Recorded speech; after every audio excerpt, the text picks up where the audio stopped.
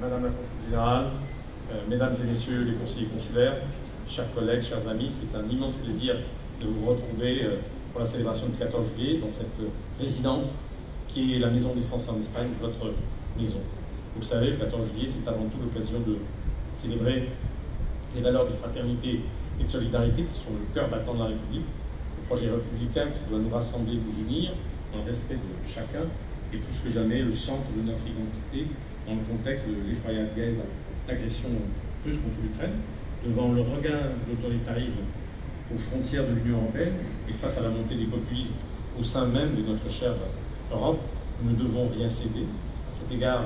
l'amitié franco-espagnole est, j'en suis convaincu, je l'ai dit à l'instant en espagnol, un atout majeur. Le traité d'amitié signé le 19 janvier dernier à Barcelone par notre président de la République et le président du gouvernement espagnol constitue une nouvelle impulsion inédite et décisive pour donner à notre dialogue bilatéral sa pleine intensité et lui donner aussi tout son sens, je le disais également en espagnol, dans, par et pour l'Europe, comme le souligne le préambule du traité. Nous partageons la même conception d'une Europe fière de ses valeurs, toujours plus solidaire et plus souveraine, porteuse d'un agenda de puissance et mieux armée dans un monde toujours plus concurrentiel. C'est donc tout naturellement que la France et l'Espagne renforceront, dans le cadre de la mise en œuvre du traité d'amitié, la coordination de leurs positions sur toutes les grandes questions engageant l'avenir de l'Europe.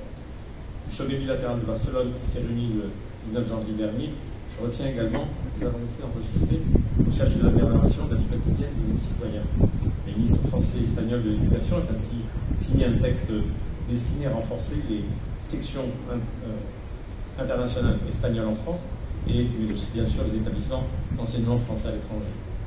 Je tenais aussi à dire un mot de la coopération transfrontalière dans la mesure où le traité d'amitié de Barcelone prévoit la définition d'une stratégie conjointe qui associera les collectivités territoriales concernées et permettra de dynamiser les échanges et la coopération, y compris pour la prestation de services publics communs. Il s'agit d'approfondir l'intégration des espaces concernés